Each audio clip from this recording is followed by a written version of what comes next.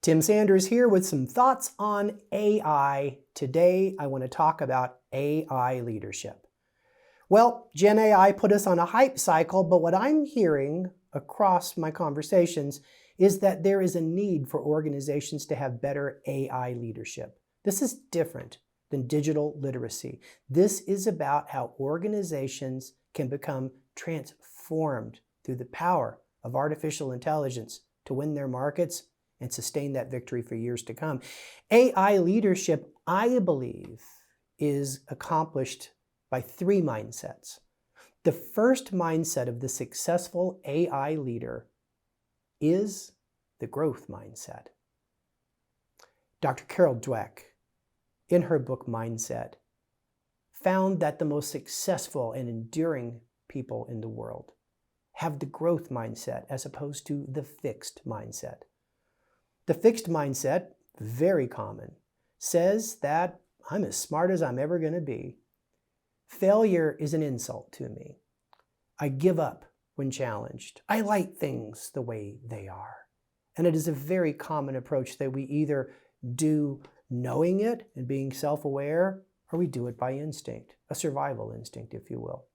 The growth mindset's different. It's something that I know I've always aspired to, but increasingly in this age of AI acceleration, I'm committed to it more than ever. This is the mindset that failure teaches you a lesson. This is the mindset that we're always learning. We could always be growing, that we need to stretch ourselves every year and improve our resume. It's harder than ever to admit you're a student and stop just being the teacher of how you did things 10 years ago when times were great.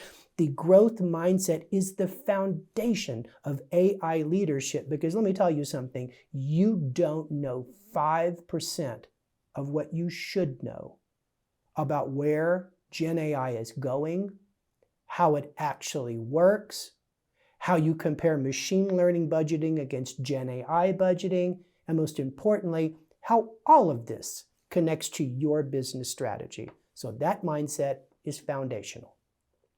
The second mindset required for the AI leader is the systems mindset. Let's go back to my favorite book of the last couple of years, Power and Prediction, where the professors from the Rotman School of Management at Toronto, University of Toronto, talk about the idea that too often we see AI as a point solution, right? We use it for one thing. So maybe we use AI in our organization to increase the productivity of software engineers, and that's a point solution. Or maybe we look at an application solution. We decide to deploy a little piece of AI, like maybe a little chatbot on the back end of our customer service model. But what the authors of Power and Prediction say is if you want to have a strategic approach to AI, you must think of it at a systems level. Because AI needs to transform the entire organization. One of the most compelling things that Satya Nadella said a few years ago about AI is that the goal of Microsoft is for AI to operate across the critical path.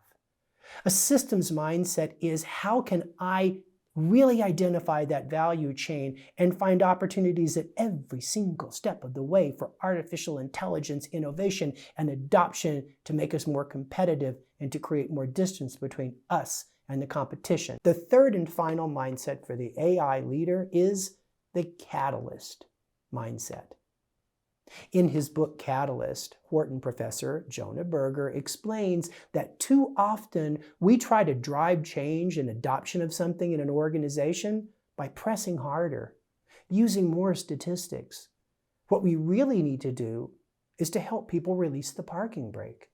There's multiple reasons people are going to resist AI innovations inside your organization. They might think it's coming after their job. Managers might think it's coming after their relevance. What they actually manage, they might just have a huge fear of not understanding, or, and this is the big one, your company could be operating based on experts who dictate rules, and those rules have been around for years, and AI says no. What are we going to do? We're going to decouple prediction from judgment, and rules will be disrupted and replaced by new decisions based on data that is properly structured.